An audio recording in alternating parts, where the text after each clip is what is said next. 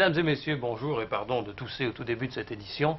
Commençons par la nouvelle la plus chaude de ces dernières 24 heures. Les Israéliens ont effectué la nuit dernière leur incursion la plus profonde en territoire libanais depuis l'attaque qu'ils avaient lancée contre l'aérodrome de Beyrouth il y a un peu plus de 2 ans, au mois de décembre de l'année 68.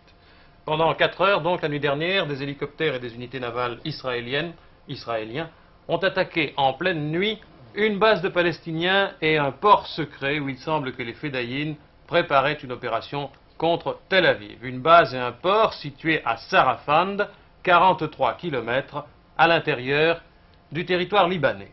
Selon les Israéliens, il y aurait eu 10 tués chez la partie adverse. Selon les Fedayines, les attaquants ont été mis en déroute. Quant aux Libanais, ils réunissent leurs ministres en conseil en ce moment même.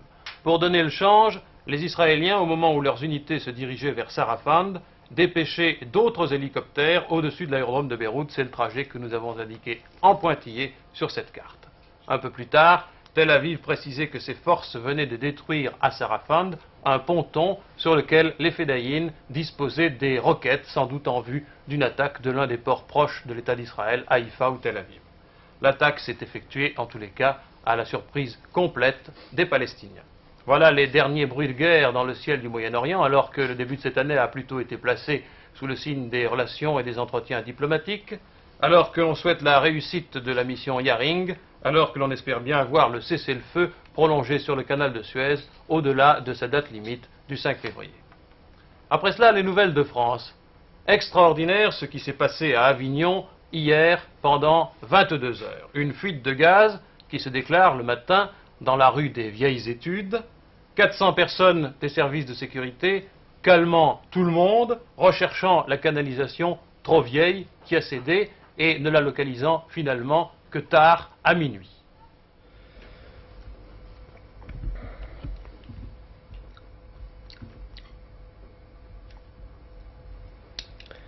Ce matin, Avignon respire. La fuite de gaz due à la rupture d'une canalisation a été localisée vers minuit après 15 heures de recherche par les services spécialisés du gaz de France. Hier matin, une importante nappe de gaz se répandait dans le centre d'Avignon. Une quinzaine de personnes étaient légèrement intoxiquées. Les services de sécurité décidaient alors de couper l'électricité, d'interdire la circulation et en début de soirée d'évacuer quelques 250 personnes habitant au cœur du quartier menacé. Dans le milieu de l'après-midi, un incendie se déclarait dans une usine d'allumettes à proximité du secteur dangereux, mais était rapidement maîtrisé par les pompiers. Vers minuit, la fuite de gaz était localisée. Sous l'effet du gel, une canalisation avait cédé.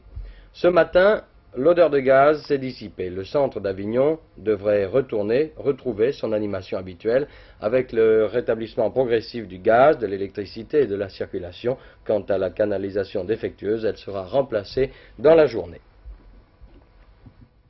C'est vraiment un miracle qu'aucune explosion ne se soit produite. Notons qu'il est possible que le glissement de terrain qui a pu entraîner la rupture de la canalisation ait été provoqué par les grands froids de ces derniers temps. Le temps d'hiver qui s'est un peu radouci ces derniers jours, mais qui sera pour le week-end plus brumeux, plus froid légèrement, plus pluvieux en tout cas. Ce temps est donc responsable d'incidents classiques et d'autres inattendus. Classiques, les retards dans les liaisons aériennes.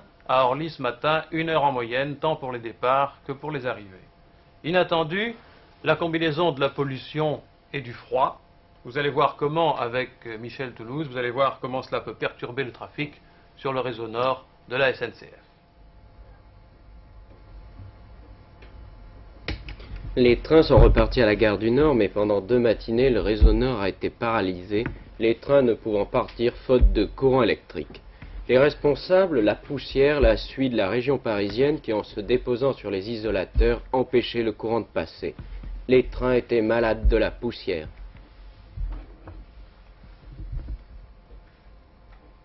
Le trafic a été rompu pour un ensemble de causes cumulées. D'abord, de ces derniers jours, nous avons une certaine sécheresse et il faut avouer que la pluie est un nettoyage automatique de l'isolateur.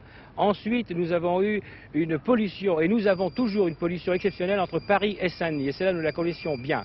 Mais ensuite, cette pollution a été encore aggravée par un phénomène d'inversion des couches bien connu des météorologistes, celle-là assez rare, qui fait que nous avions des couches froides au niveau de quelques dizaines de mètres, centaines de mètres, et ensuite des couches chaudes. Et d'où absolument pas de brassage de l'air et la pollution s'est encore accumulée d'une manière massive depuis ces derniers jours. Donc les isolateurs devenaient de plus en plus sales et finalement le courant ne passait plus.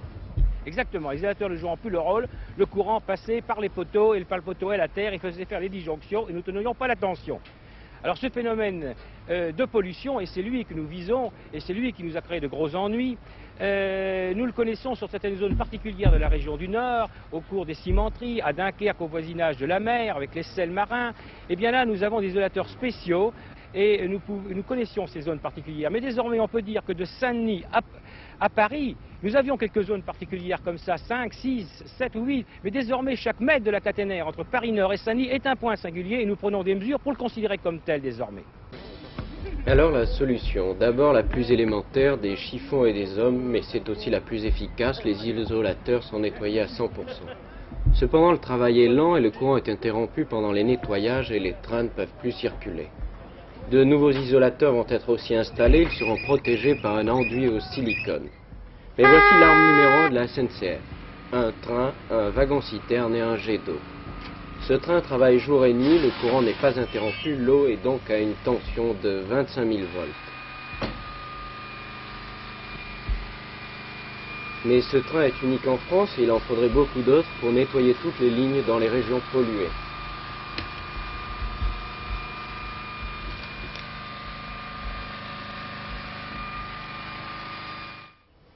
Les prix. Les Français sont inquiets. 56% d'entre eux ne font d'ailleurs pas confiance au gouvernement pour juguler la hausse des prix. Et c'est le résultat d'un sondage qui a été fait par la Sofres pour le compte d'un groupe de quotidiens régionaux. Il faut néanmoins noter que lors d'un précédent sondage, la proportion était de 64%, 56% maintenant. De son côté, M. Joseph Fontanet, ministre du Travail et de l'Emploi, commente dans une interview qui sera publiée cet après-midi par Le Monde la récente convention des salaires signée par la SNCF qui prévoit une sorte d'échelle mobile en fonction de la hausse des prix. De telles clauses peuvent concourir à l'équilibre des prix et des salaires, estime M. Fontanet, à condition que le gouvernement soit capable de maîtriser tout risque d'évolution aberrante des prix. Premières actions de l'année chez les commerçants et les agriculteurs. Commerçants, c'est en prévision, toujours le problème de l'assurance maladie. M. Nicou, leader du site du NATI, reproche au ministre des Finances et au ministre de la Santé de faire marche arrière par rapport à ce qui était prévu et il annonce que les commerçants bientôt vont redescendre dans la rue. Chez les agriculteurs et les maraîchers, dans le Roussillon, la guerre contre la salade espagnole, des producteurs ont déplombé 41 wagons transportant des salades venues d'Espagne et destinées, semble-t-il, à l'Allemagne et ils ont répandu ces salades sur la chaussée. Hier, des viticulteurs de la même région avaient intercepté 4 citernes contenant des vins de coupage.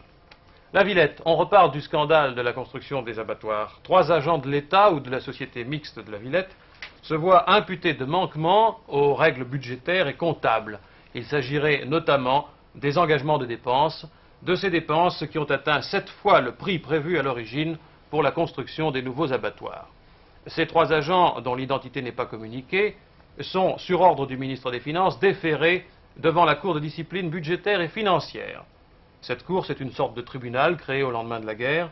Elle a, en 20 années, traité 67 affaires, prononcé 15 condamnations à une amende. La voici donc maintenant saisie du problème de la Villette, mais il semble qu'il y a quelques semaines, les experts du ministère de l'économie aient jugé cette cour de discipline peu efficace. Elle doit être réformée. C'est pourtant devant la cour vieille manière que les 3 agents impliqués dans l'affaire de la Villette vont comparaître prochainement. Résultat d'une enquête dont on a beaucoup parlé, celle ordonnée à Lyon par le procureur de la République, après qu'un meurtrier, Tahar Lamri, ait affirmé avoir subi des sévices de la part de la police lyonnaise. L'avocat général, M. Kastner, a rendu public hier les résultats de cette enquête. Ils sont favorables à la police. M. Lamri semble avoir malmené la vérité. Les magistrats concluent qu'une partie importante des déclarations de l'intéressé serait inexacte et mensongère. À propos de la justice et de son fonctionnement, un rappel. Nous allons vous redonner le numéro de téléphone du nouveau service de renseignement judiciaire mis en place ces jours-ci. Nous vous le redonnons et nous soulignons bien 47 79. Il y a beaucoup d'appels. Il y en a qui s'effectuent sur un numéro voisin, perturbant les communications d'un autre abonné. La drogue, depuis le 1er janvier, une nouvelle loi en vigueur pour essayer de juguler le fléau. Christian Guy. Un petit instant, l'enquête de Christian Guy. La carotte et le bâton, c'est un peu le principe de la nouvelle loi antidrogue. Pour les trafiquants, le bâton. Les peines prévues pour eux sont lourdes, très lourdes, et la police ne se sentira plus obligée, comme par le passé, de les laisser filer aux États-Unis pour être certain de les voir subir là-bas un châtiment plus sévère qu'en France. La prison d'abord. Les peines maximales passent de 5 ans à 20 ans. Et puis surtout, les amendes. Là, on grimpe de 36 000 francs à 50 millions de francs, chiffre certainement plus en rapport avec les bénéfices de ces commerçants très particuliers. Mais pour les punir, il faut pouvoir les poursuivre. Et sur ce plan-là, la police et le parquet ont été, si l'on peut dire, gâtés.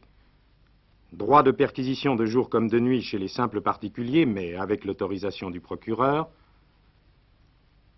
Et puis, prolongation exceptionnelle de la garde à vue. 4 jours au maximum contre 48 heures pour le droit commun.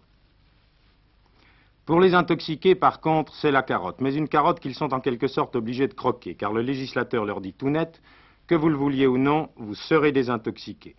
Poursuivi pour usage de drogue, un consommateur n'évitera la prison que s'il accepte de se faire soigner. En revanche, ceux qui souhaiteront le faire volontairement pourront conserver l'anonymat.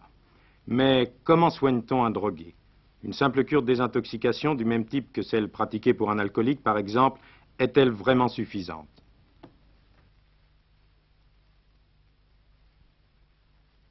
Il existe de grands centres lourds de désintoxication de l'alcool, où la désintoxication est en quelque sorte admise, parce qu'il y a une grande différence entre l'alcool toxique autorisé, vendu, faisant partie d'un commerce bien précis, d'un système commercial bien précis, et les drogues qui font au contraire partie de la subversion, de ce qui est hors la loi, de ce qui est à punir.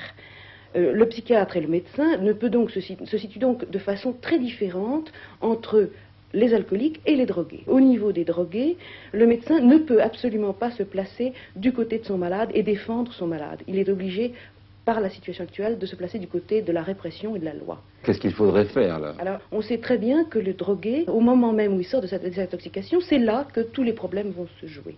C'est là qu'il faut chercher à connaître sa psychopathologie et voir comment on peut l'aider.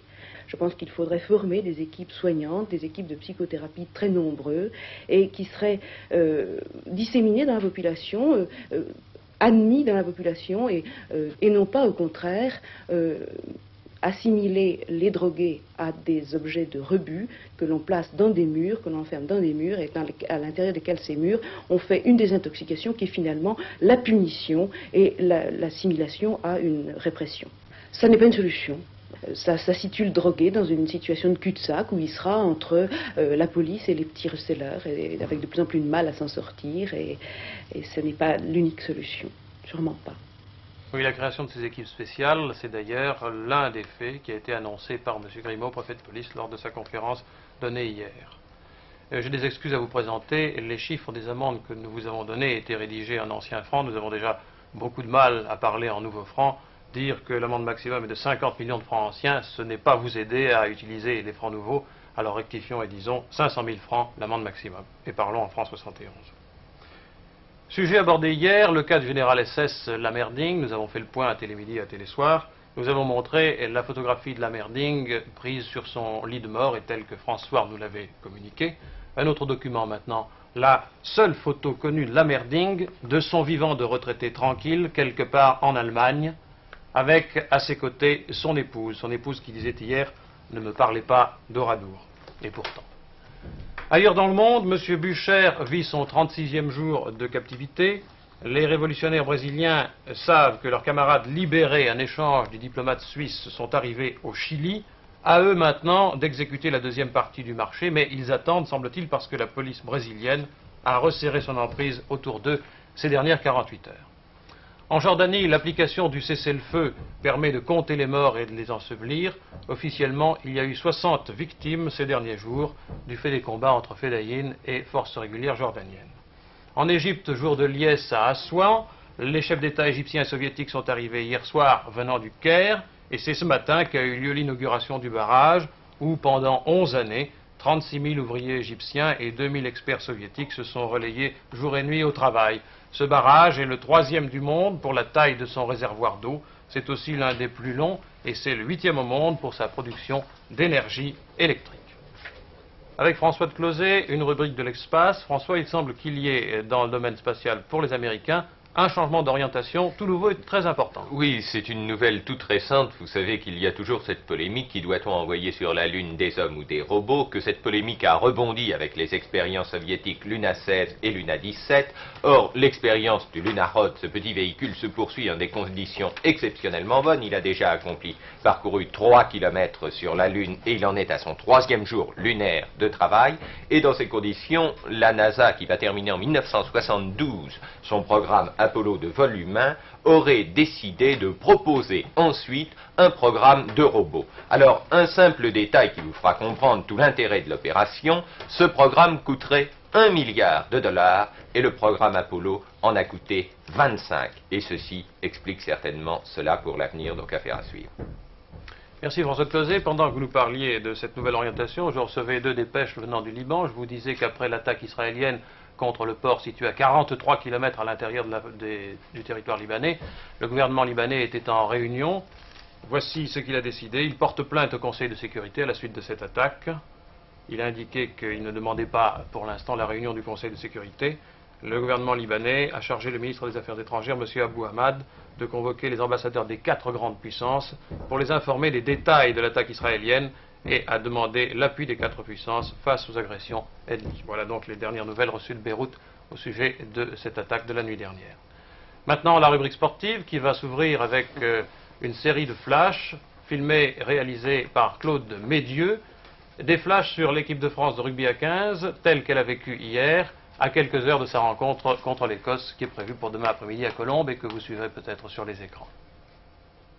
Réunis à 8 heures hier matin, certains joueurs, comme Bastia, ont voulu faire des emplettes et acheter des chaussures.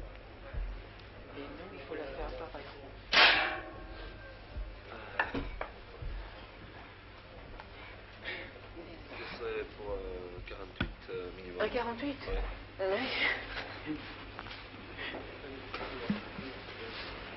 D'accord. Chaussures noires, tout ceci, dans ce genre-là. Je vais vous montrer ce que j'ai en 48. D'accord.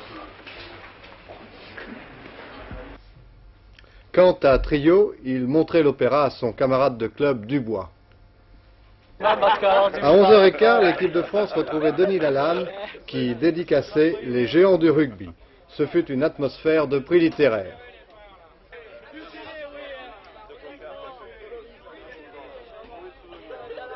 Après le déjeuner, le président Ferras remettait les cartes. Je crois que ça, ceux qui ont été internationaux et qui ont ce magnifique casquette, je ne crois pas que vous la mettiez en ville, mais de toute façon, vous la mettrez certainement dans un endroit chez vous. Et quand vous serez un peu mon âge, ou bien peut-être plus tard, vous apercevrez qu'il y a des souvenirs qui valent de l'or. Président, pourquoi cette reprise de tradition? Bien, c'est une reprise de tradition parce que c'est d'esprit britannique et nous voudrions que le rugby reste ce qu'il est. Vous voyez, cette cape, en fait, n'a aucune valeur, mais elle a une valeur morale.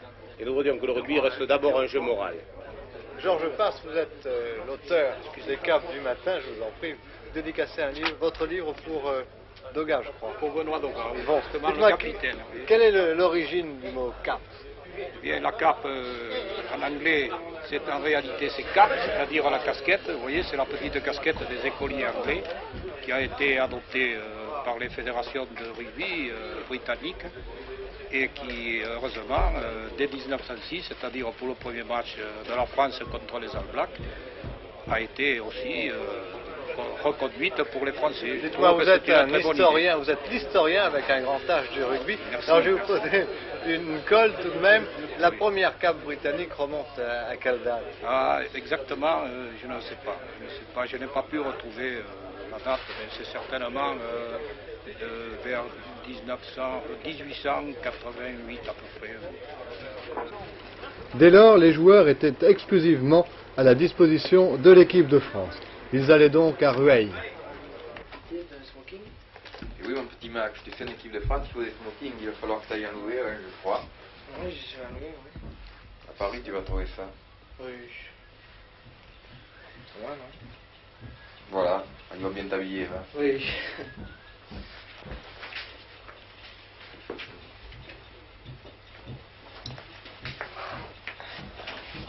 Michel Selaya, un entraînement aujourd'hui, pourtant de nombreux joueurs sont arrivés ce matin après une nuit dans le train. Oui, mais enfin, ils voyagent en ce moment confortablement, puisqu'ils ont tous pris des couchettes et puis ils ont l'habitude de voyager. De toute façon, c'est le premier entraînement, alors justement, c'est pour les dégourdir un petit peu aujourd'hui, quoi. Un peu de tactique aussi? Ah oui, oui, on va faire justement, aujourd'hui on va faire plutôt des tactiques parce qu'on enchaînera demain. Après l'entraînement, c'était bien évidemment le dîner et les joueurs allaient participer à la Grande Java. Une Java toute Alors Jacques platonique. Cantoni, Jean-Louis Béraud, qu'est-ce que vous en pensez de ce film? Allez, brisouille. Oui, ben les films en général avec Francis Blanche sont toujours très marrants. Je n'ai pas souvenir d'en avoir vu un où on s'est ennuyé. Et dans ce film où il est entraîneur de rugby, il est particulièrement amusant. Quant au Charlot, bien sûr, s'ils n'ont pas le gabarit des joueurs de rugby, ils n'ont pas moins beaucoup d'humour. Et tout au long du film, on s'amuse beaucoup. Est-ce qu'il y a des méthodes d'entraînement qui vous ont appris quelque chose? Bon, pas trop, parce que attacher un ballon derrière un solex et courir après, on ne trouve pas ça trop amusant quand même. Ah, pousser une vache, c'est pas mal. Pousser une vache, c'est pas mal. À demain à Colombes, en tous les cas. Les autres sports, Jean-Michel Lelieu. Oui, il faut parler encore de l'affaire Beltoise. Jean-Pierre Beltoise a été exclu de la liste des concurrents du prochain Grand Prix d'Argentine de Formule 1 qui doit se dérouler le 24 de ce mois à Buenos Aires, sur le même circuit d'ailleurs.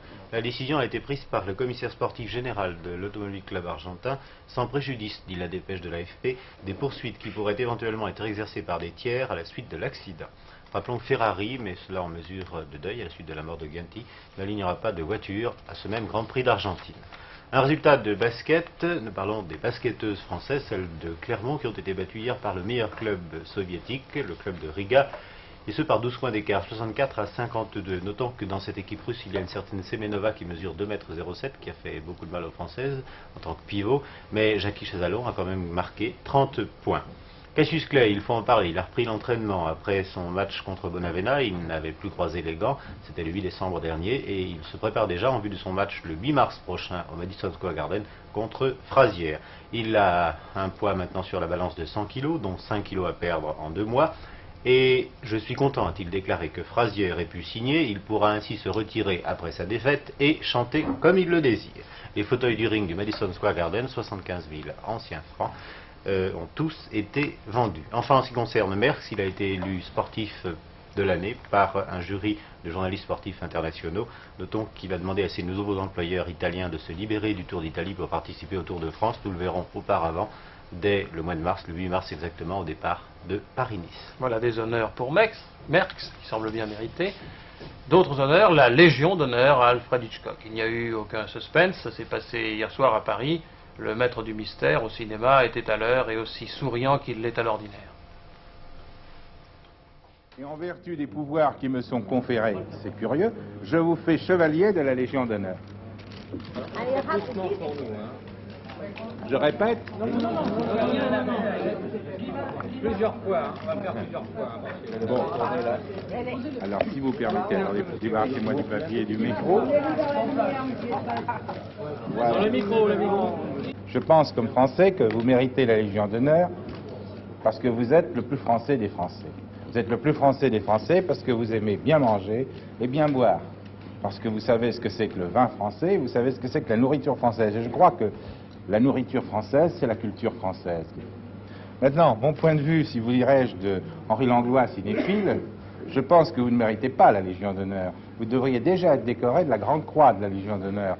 Parce que, sans attendre, parce que vous n'avez fait qu'une suite de chefs-d'œuvre, et comme je vous l'ai dit tout à l'heure, je m'étonne que vous n'ayez pas la jarretière, parce que vous êtes le seul cinéaste qui nous ait fait aimer l'Angleterre. Oui, je voudrais demander à M. Hitchcock ce que représente la Légion d'honneur pour lui. What is the Legion of Honor for you? What does it represent? Well, it is the most famous international honor in the world. C'est l'honneur, le plus grand honneur international du monde. Est-ce qu'il n'avait pas l'impression d'avoir été, c'est gentil ce que je dis, un peu oublié? Il y a déjà beaucoup de metteurs en scène qui ont été décorés. Did you ever have the impression of having been forgotten because you didn't get the Legion of Honor for such a long time? No, not really. After all, there's an old saying, Everything comes to those who wait. Non, il n'a jamais eu cette impression. D'après le proverbe que nous avons également en français, tout vient à point qui sait attendre. Les honneurs littéraires. Roger Caillois à l'Académie française. Roger Caillois, élu hier au fauteuil de Jérôme Carcopino, écrivain, savant, poète. Et chez lui, pour nous, ce matin, Étienne Laloux. Roger Caillois, vos amis se réjouissent de vous savoir à l'Académie française. Ils se demandent un peu comment il faut vous appeler maintenant. Je crois qu'il n'y a pas de changement d'appellation, on m'appelle Roger. Je n'ai pas changé de prénom. Donc je ne vous appelle pas cher maître. Non, je vous en prie. Et je vous demande d'abord quel est le Roger Caillois qui est entré à l'Académie. Vous êtes à la fois amateur de minéraux, spécialiste de grammaire, spécialiste aussi du développement d'un certain nombre de littératures mal connues à l'UNESCO.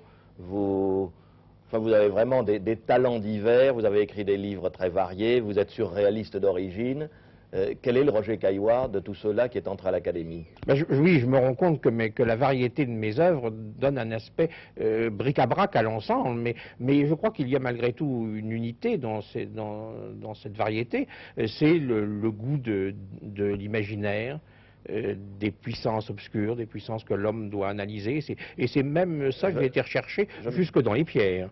Je me permets de vous interrompre. Oui. C'est à la fois le goût des forces obscures et le goût de les maîtriser. De les maîtriser, oui, et le goût de leur donner une forme, de leur donner une forme, de faire que ces formes soient soumises à une architecture et à une rigueur et à la compréhension la plus lucide possible. Et qu'est-ce que cet homme-là peut apporter à l'Académie?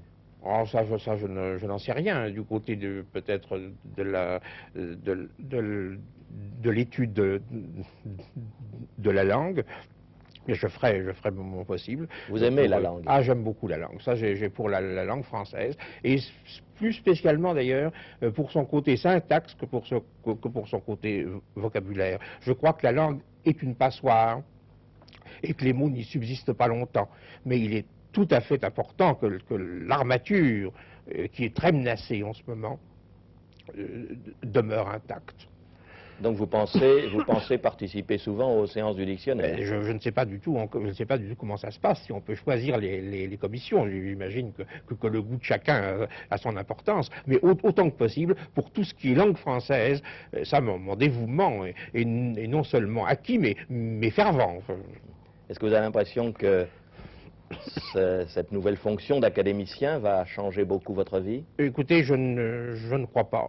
Je crois que je continuerai à écrire de mon mieux comme je faisais auparavant. Si ça peut me détacher de certaines tâches administratives, eh bien j'en serai également très, très heureux. Et je crois que tout cela, enfin, du moins c'est mon vœu. Forme un ensemble harmonieux et utile. Roger Caillois, nouvel académicien français. Vous savez, il faut toujours lire le journal officiel avec beaucoup d'attention. On a voulu être très précis tout à l'heure et je crois qu'on s'est trompé. Nous revenons à ce sujet sur la drogue. Les peines encourues par les trafiquants que nous avons données dans le sujet nous ont paru trop lourdes. Il était question de millions, on s'est dit ce sont des millions d'anciens francs. Pas du tout, c'est des millions de nouveaux francs. Alors cette fois, soyons très précis. Loi numéro 70 1320 du 31 décembre 70 relative aux mesures sanitaires de lutte contre la toxicomanie. Chapitre 1er, substances vénéneuses. Article 626, production, transport, importation, diffusion, détention des plantes dites vénéneuses. C'est bien puni d'un emprisonnement de 2 ans à 10 ans et d'une amende de 5 000 francs à 50 millions de francs actuels que les coupables peuvent être châtiés. Voilà, nous sommes en plein dans les finances. Michel Tardieu, la Bourse de Paris.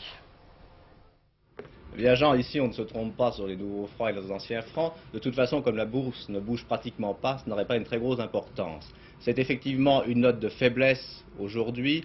L'effritement est quasi général, mais c'est un effritement assez faible. Les écarts sont tout petits. Quelques exceptions comme Denain Nord-Est et surtout comme l'Aquitaine qui se distinguent. Et puis en revanche, dans les baisses, il y a toujours Gervais Danone. Gervais Danone qui avait entraîné le marché hier, perd encore 15 francs aujourd'hui.